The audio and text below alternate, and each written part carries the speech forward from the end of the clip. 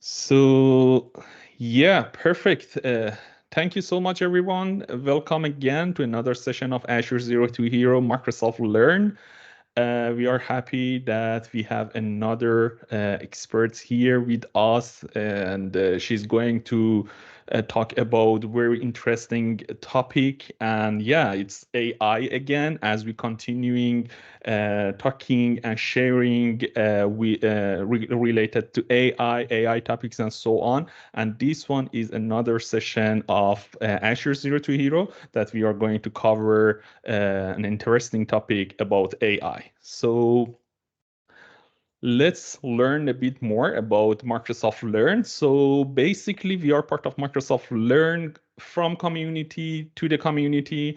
And Microsoft Learn is a richest place that you can share, you can have information, you can connect to the other experts and community leaders. You can learn a lot of things, a lot of news, a lot of updates regarding the new technology and also current technology that Microsoft providing regarding Azure or other services that Microsoft provides.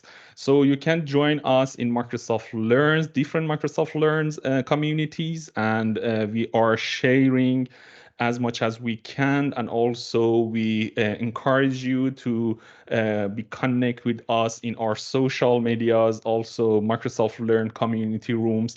As you can see, there is a link here where to find it, which is aks.ms/Microsoft Learn community. You can find different rooms there, but if you would like, you can join us in Azure Zero to Hero. And as we continuing the sessions every weekend, we have planned to extend it a bit more. So stay tuned because in March and April, we will have a lot of good news for you. So we are going to share more and more. Uh, as we talked before, as always, we have a code of conduct here. We expect it from you that be aware of others, be friendly and patient, be welcoming and respectful, be open to all questions and point views, be understanding of differences, be kind and considerate to others. So today we have Liji Thomas with us.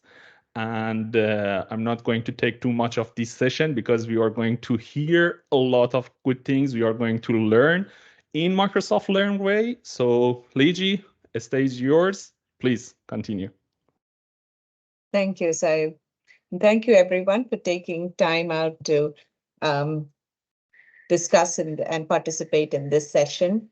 Let me share my screen and we can get started. All right. So the topic for today is Azure AI Content Safety. Um, a quick introduction about myself. As I said, my name is Liji Thomas. I'm manager with data and AI at a company called Valorum Reply. We're based out of Midwest US. I'm also a Microsoft MVP in AI. I've been in the space for a couple of years now before AI became the next big thing in 2023. Um, Feel free to stay connected after the session as well using LinkedIn, and I'm happy to answer your questions or to discuss topics AI or AI content safety. With that, let's dive right in. Um, for the session today, we will discuss about Azure AI content safety, maybe take a few steps back and I'll set the stage with where we are at AI and why we need content safety and the kind of uses and capabilities that Azure AI content safety brings to the table. It will be a demo heavy session. We'll look through a couple of ways in which we can put this to use, some considerations and best practices before we summarize, and I'm open to Q&A. Please feel free to ask your questions in the chat and I'll take as much as I can towards the end of the session. With that, let's dive in. So AI, as to a lot of us know, became the next big thing in 2023. But AI really has been around for quite a few years or decades, as you might know. Since the 1950s, this field of computer science has been in place. But there have been, advanced technological proliferation that has happened in this space, especially in the last 1 year or so. But in the last couple of years or decades, there's been a lot of research and a lot of advancements in this field of artificial intelligence. And as of late, the field that we are all most excited about with ChatGPT is this field called generative AI. But the intention of this coming to say that generative AI is not equal to AI or artificial intelligence. It is very much a subset of AI, which talks to or which can provide just the generation of any content. It can be text-based content, visual content, but generative AI is that capability using which you can really create new content from existing data or using prompts. Now, this is this whole space has blown up in the last couple of months, and there's been a lot of new, excitement in this space, and users and businesses and organizations world over are so excited to get started on this. That said, there's always a question about, what if we could go wrong with this? Because as we know, even the best algorithm can be used for the wrong purpose. And so, as Satya said, I think the most important thing for us now, right now, in our pursuit of AI is to ensure that we have a framework or we have tools or we have techniques that will make sure that we make good use of this technology, this powerful technology that is at our disposal. So why do we need to do that? Because if you look at the state of AI reports that are coming out, with more AI, we still have an uptick in the number of AI problems, the number of AI controversies, and every with deep fakes and everything is just going up by the day. And this can be expected to also, go up given the proliferation, the pace of proliferation of the technology itself. But then what do? We cannot possibly stop or pause on the research and the advancements that the technology is making, and we are making using that technology as well. Think the opportunity for us, or rather the question, let's take a step back and ask ourselves is, should we be afraid of using this technology? Should we be concerned about AI? One of the things I always say, and I believe when it comes to AI, is we should be curious, but we should be cautious as well. And as long as we have a fine balance between the two and consider it, the perspective that we have of AI is that it is like any other tool. This technology is for us to use it. There's nothing inherently good or bad about any technology for that matter, and AI is no different. If you consider it as a tool, wherein the power of using that tool is in your hands, like if you consider yourself in charge of the destiny of that use case, then it is it gives you far more confidence to sort of use it. That said, there are things that we should be bearing in mind and things that we should be taking into consideration. But just to set the stage, there is nothing inherently good or bad about any technology or AI as well. It's a tool, and I fully agree. It's a technology for us to use, and I don't think we should shun away or be shy of using it and be afraid of using it, but be equipped and be informed about the right ways of using it. And this session is just introducing one of the many kind of tools and techniques that we have that we can make a step in the right direction. So this comes also from an understanding of the fact that AI, compared to classic engineering that we do, this is not just a technical problem that we are trying to solve. There are so many other aspects to an AI solution. Every time you create an AI solution, you need to think about, is this going to treat people fairly? Is this going to have security in place? Is it safe? Is it reliable? These are solutions that we and our communities will be using and will be impacting people at large scale, at speed and at scale.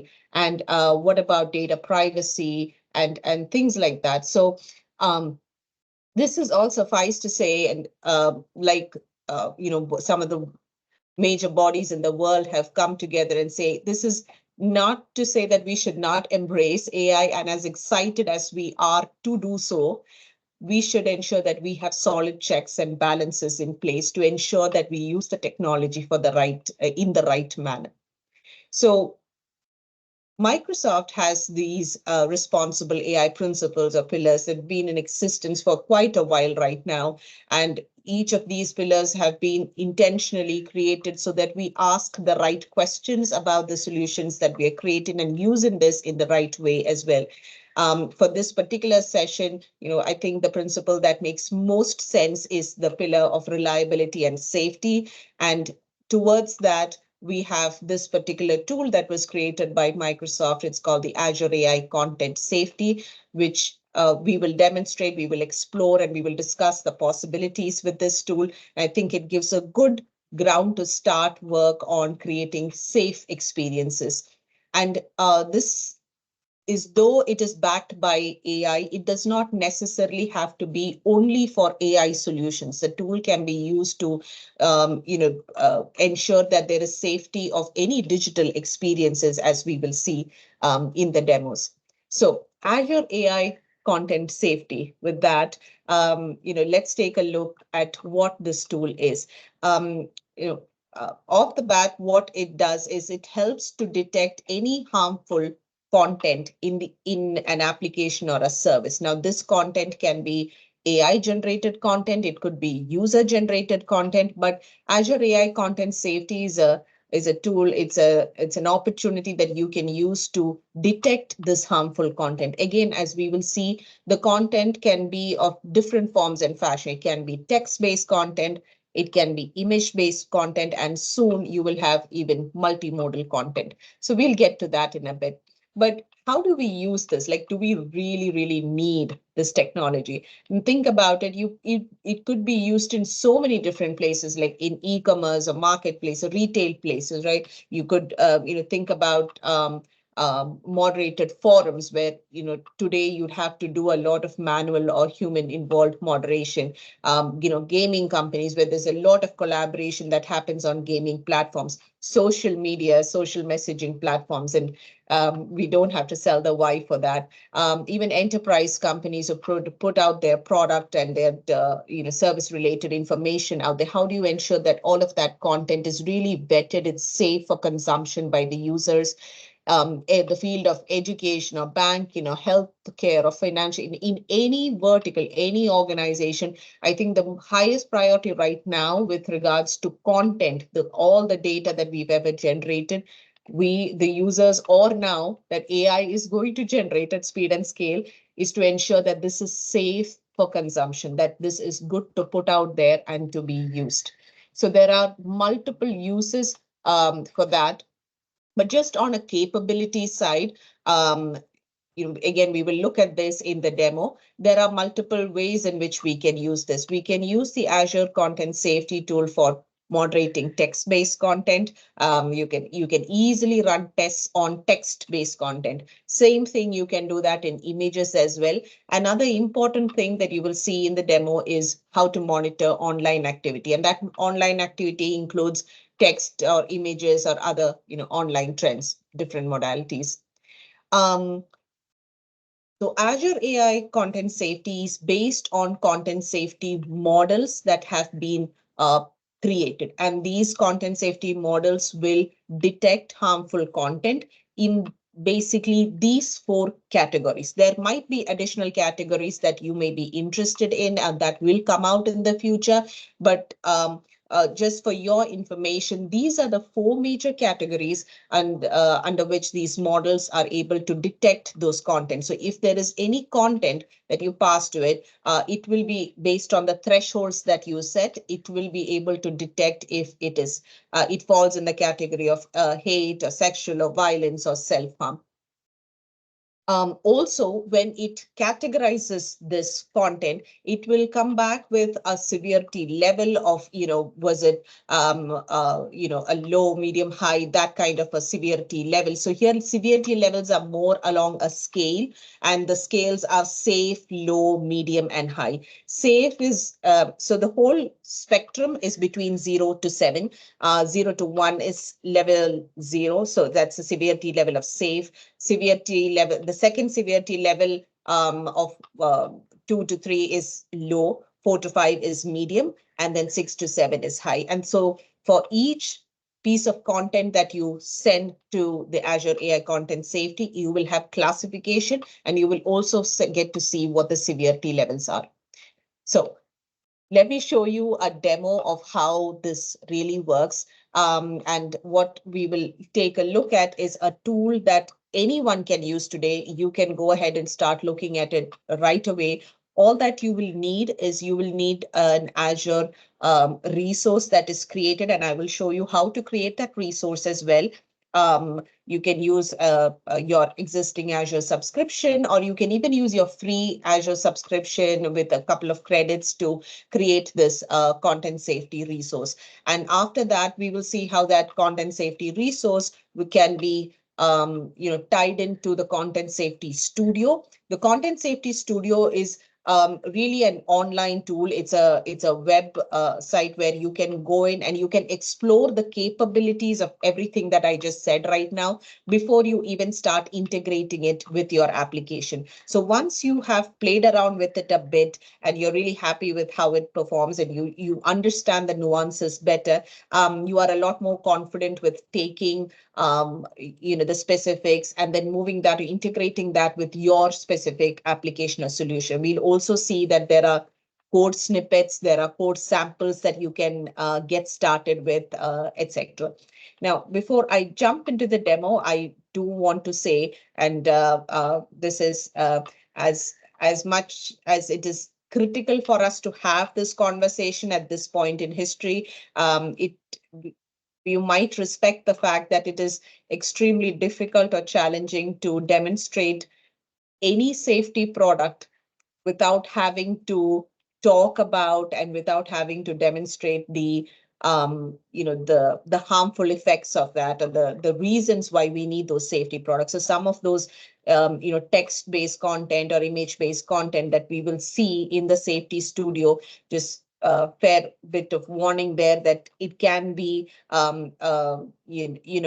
not ready for consumption. You might not, you might want to exercise discretion there. So with that, I will switch gears and will go into the demo. So this is the content safety tool.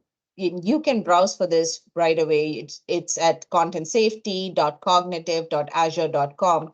And as Said was saying in the beginning, everything that we are discussing right now and more is available in the Microsoft Docs. There are Learn articles for this. That is uh, what I would recommend as your first and your best source of high quality, world class content for free. So if you ever want to learn more about content safety, that would be your first stop. If you would just do a quick Google or Bing browse on this as well, you could easily come up with this URL, but this is where you would start at content safety at cognitive.azure.com.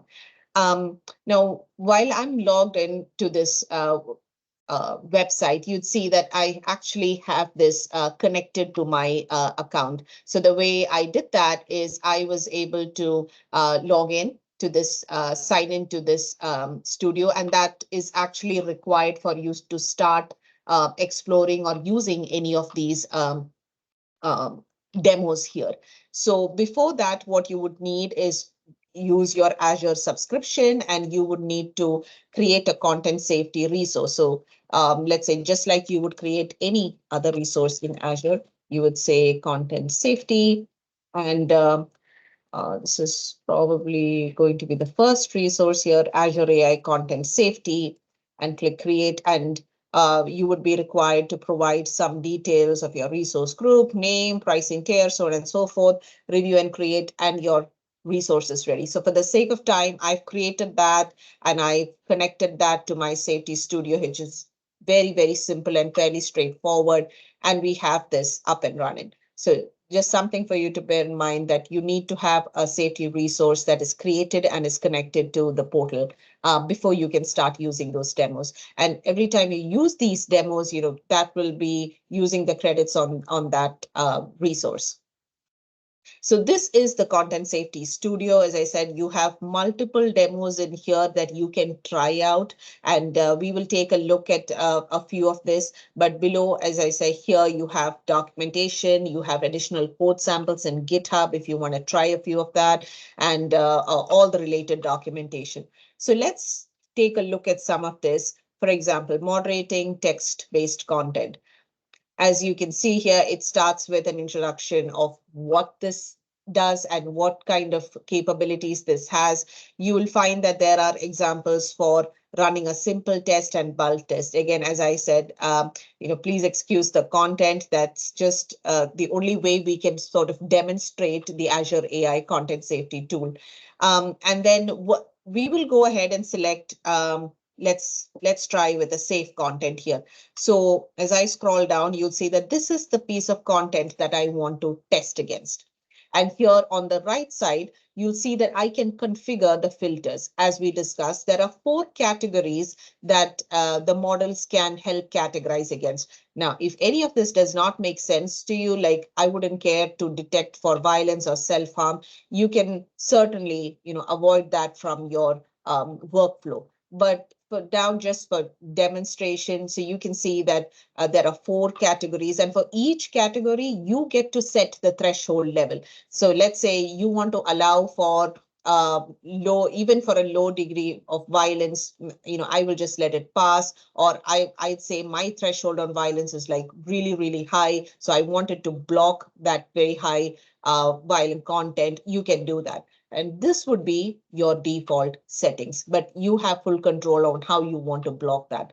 And when I run the test, you see the results below. It says that this content has been allowed, and it tells you why as well. So the results show that the detection that it has made around the categories and the severity level. So it has detected that this piece of content, chopping tomatoes and cutting them into cubes to practice knife skills, is allowed, and it has across these 4 categories. For the severity level, it has said that it is safe, and this is the threshold, this is the judgment that it has come out with. And as you try out different examples here, you'll see that you'd have different results. For example, I'm going to take the next one, which is not a safe content to consume, and you'd see that the overall result is it is blocked, especially, and it will come back and tell you why as well.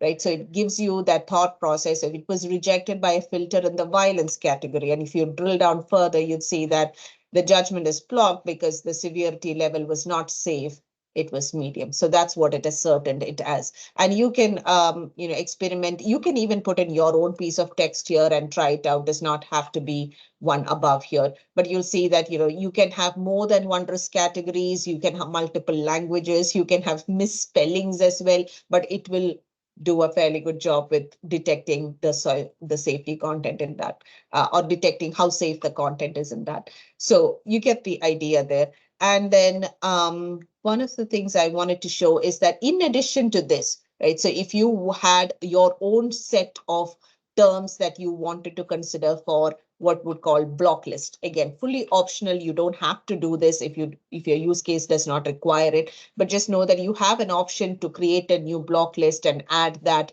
and to use that in addition to what is coming from the models itself. So if you scroll down further, you see that this was fairly simple. We did that with one simple test. You can run a bulk test on this as well. So here I'm just going to try and use a data set with 20 different records. And if I run the test, it will take its time, but it will do the exact same thing that we did last time, but it will come back with the result for each of those 20 records. So you can imagine how you could use this depending on, again, the application that you are building. If you have bulk data to be tested, that's also possible in this. Um, Now, one of the things I wanted to show you is how we could really use this. So the studio aside, the studio is again just a platform for you to explore and to investigate the capabilities of this. But eventually, if you'd want to use this, you'd have REST APIs or SDKs again available in C Sharp, Python, Java. So here, if you click view code, you get an example of the kind of code that you use: Python, Java, C Sharp, and you have a quick start to use this in your application and see what's working. So um, I I think I put together something real quick. Yeah, I copied that code that we just saw right there, and I just put that into a console application. And you see that you have the same kind of results that you'd get. Again, nothing fancy about the UI here, but to just show you that how easy it is to have this integrated into your application, and it's not a lot of effort, but you can imagine how impactful the solution will be if you have, you don't have to on your side do the groundwork of now, determining if a piece of content is safe or not.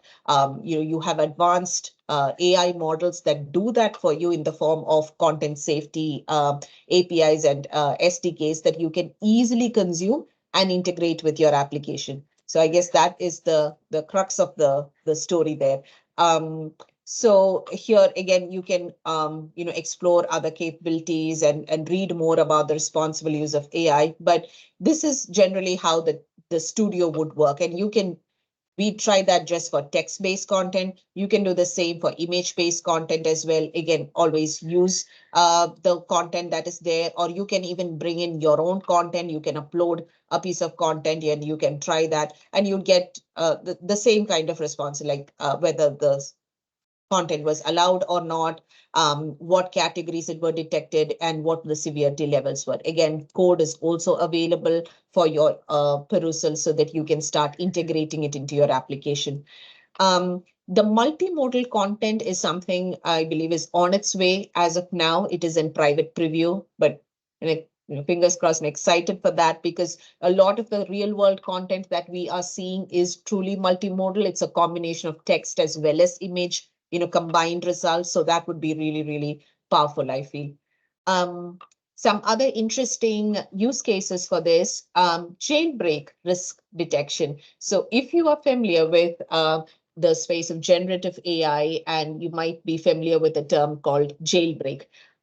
Put very simply, jailbreak is an attempt to provoke the large language model or a generative AI model to do something that it was not meant to do or intended to do or trained to do. Like, that was not its purpose. But there are ways that you can really jailbreak and make it do things, or make it say or respond to things in a way that it was not supposed to do. For example, let's say someone goes into chat GPT, or chat GPT kind of solutions, and says something like this: "Hi chat GPT, you're going to pretend to be Dan." Dan stands for do anything now. And tries to provoke it to do things and say things that it was not initially intended or trained or meant to actually do, which is not safe, really. So if such a jailbreak attempt is made by a user who's using your, let's say, custom Copilot application, you can detect that if you have this safety API, hooked behind the scenes. Because if you run the test, again, it will come back and say that a jailbreak has been detected. So these are very, very powerful capabilities, which, if not have been available right now through the Azure AI Content Safety, we'd have to be doing all of the groundwork and setting this up, and writing these coding these models to ensure that everything is safe. So Another one, and I found this very interesting, is a protected material detection. It is fairly new to the studio. Sometimes we check for IP and for proprietary content, and we don't want to use content that is proprietary. The models have been trained to detect that and come back and say that this is protected material. It's been detected, and again, for all that the models are doing is just detecting and coming back with the results of that detection for you to help you make the decisions. Now the action items following that is up to us, as up to us humans. So we are only provided enough input so that we can make informed decisions on that. So it will not make any decision on your behalf. But now let's say I find out that protected material has been detected. Now that's completely up to me on how I would want to handle that in my particular application. So again, the control is completely with you. So those are some of the capabilities out of the box with safety options. These are specifically for generative AI kind of solutions. This, I believe, can be used for any kind of digital experience. And then, you can use this to build custom solutions. That's coming soon, preview. But here's another one, where monitor online activity. As I said, you can analyze text or images or even multimodal. But you can see some of the ways in which if you want to monitor online activity. So all of this is available out of the box today by means of API integration, REST APIs, SDKs, Python, Java, .NET. You can have this integrated into your applications and start using it. And also here, I love this. If you want to learn more about the responsible AI principles from Microsoft and how that's been used, that's a great one as well. And this is just a little off topic, but want to show you it's just amazing content in here and some really, really interesting articles as well. For example, I love this one, the A to Z of responsible AI. Is just something where it's so easy for even people who are fairly new to this to understand. I think there is say J is for jailbreak. So it's very, very easy for us to learn and to understand and to consume all of that. So back to our topic, content safety. So that's really a run through the studio, and I hope you have a rough idea of what the Content Safety Studio does today.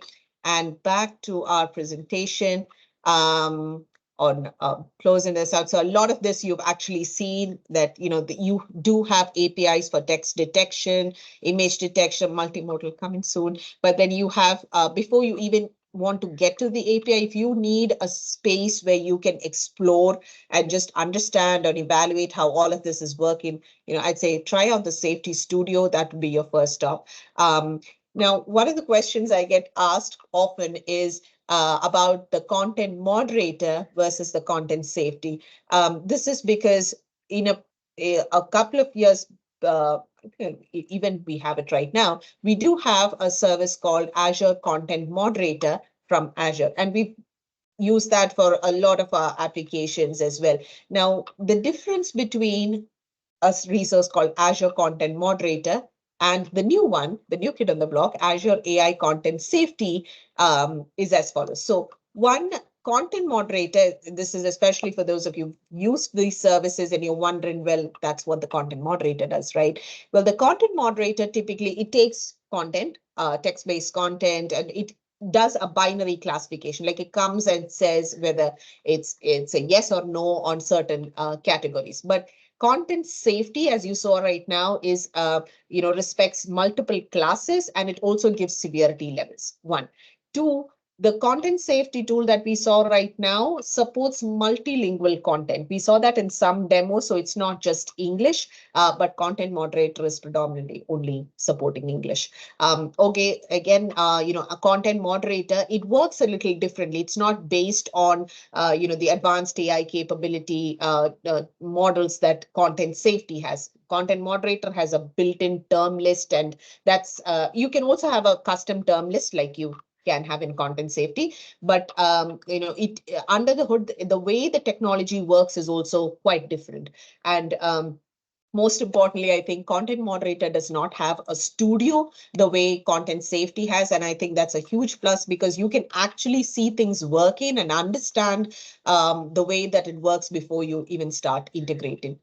A couple of other things I would like to quickly call out as well. When you give those text submissions or text based content, you have a character limit of 10K, and then you're asked, like, what do I do if I have more than that? Well, the easiest thing to do is to split it into multiple chunks and then call API based on that. But that's one option for you to try. And then for images as well, you do have maximum sizes, and there are specifics of the kind of images that you should pass.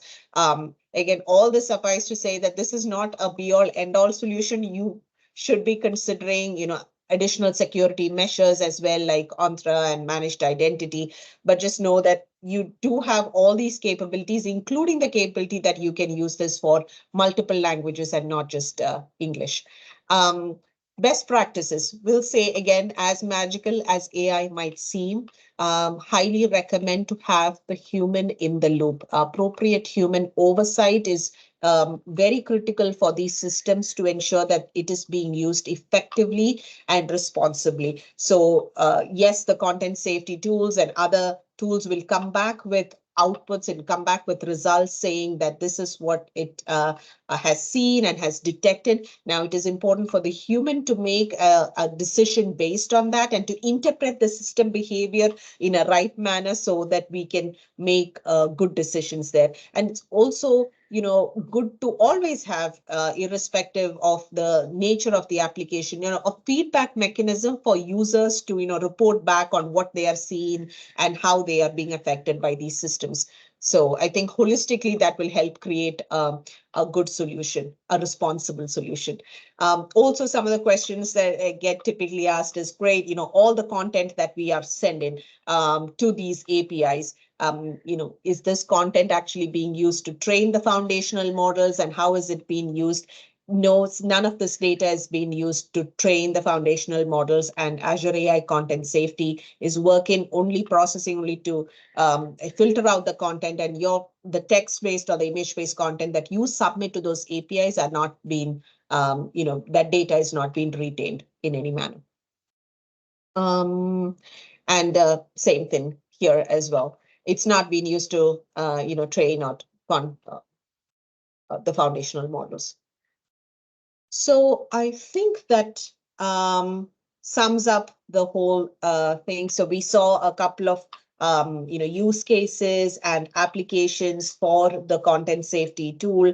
We saw how the content safety studio is a good start to kind of explore what this technology is capable of. It will also kind of see the different ways in which you can use content safety, not just for text, but also images and soon multimodal content.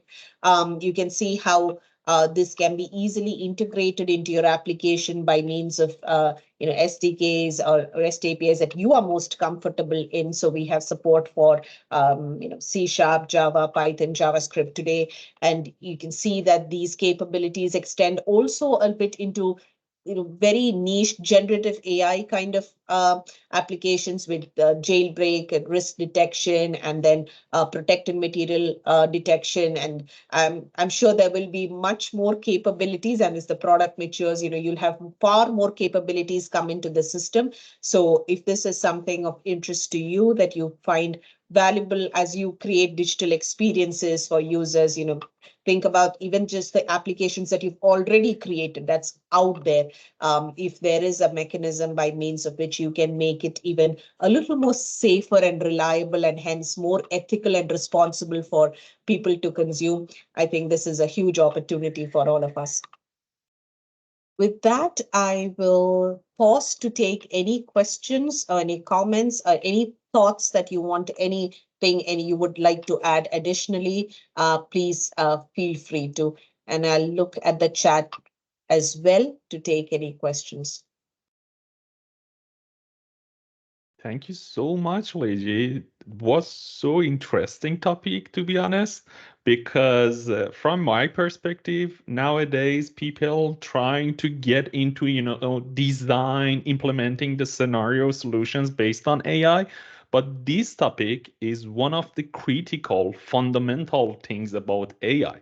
So if we cannot learn how we can use or define the policies related to AI, then we can end up with a solution that basically there are a lot of abuse of the service or not using in the actually the way that we decided before the actual design.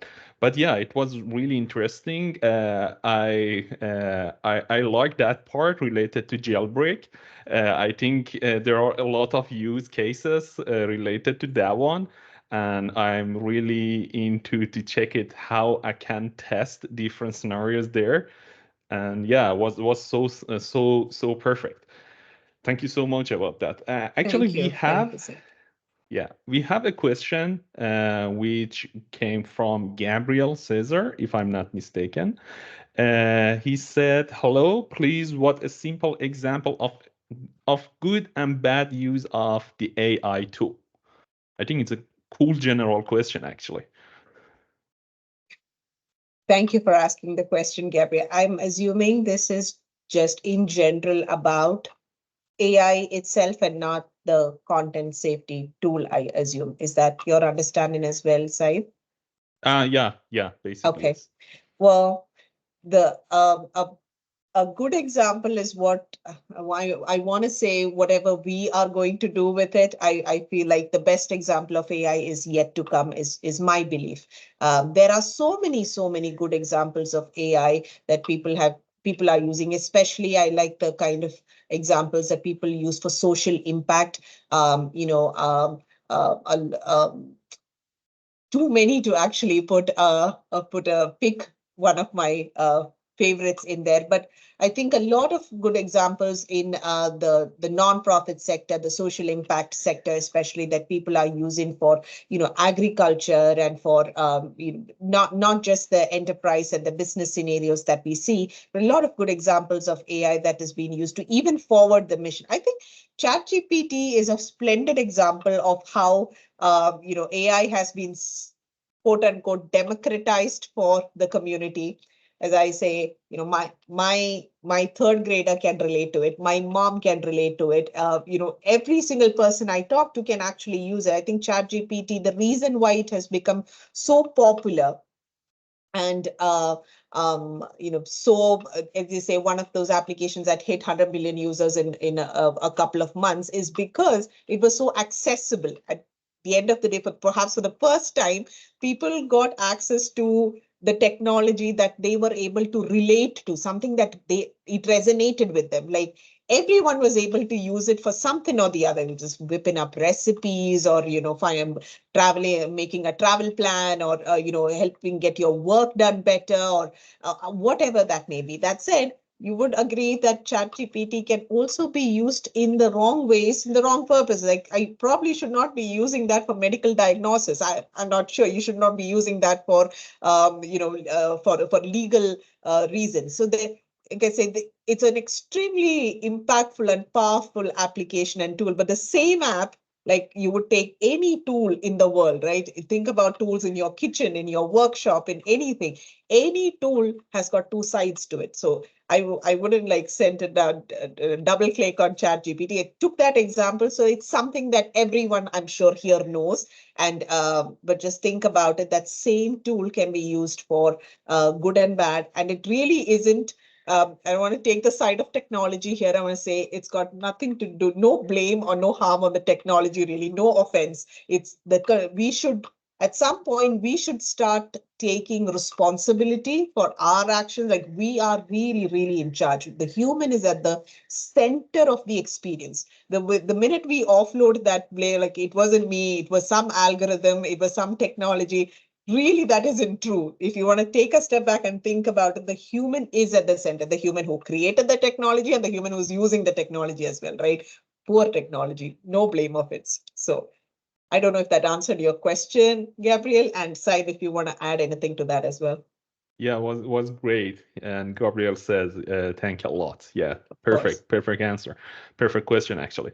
Yeah, if there is any more questions, I mentioned into the chat if there is a best question, then we will give a 50% discount of voucher, Microsoft exams, fundamental exams, so you can use it for your AI exam, for example, AI no, 900s or AZ 900s or other fundamental exams. So please, if you have any questions, let us know. And if you cannot send it to the chat, we can open the mic so you can ask your question directly from Liji.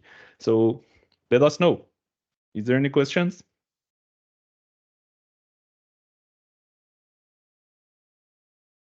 Seems no. Yeah, was a really nice topic, and I learned a lot.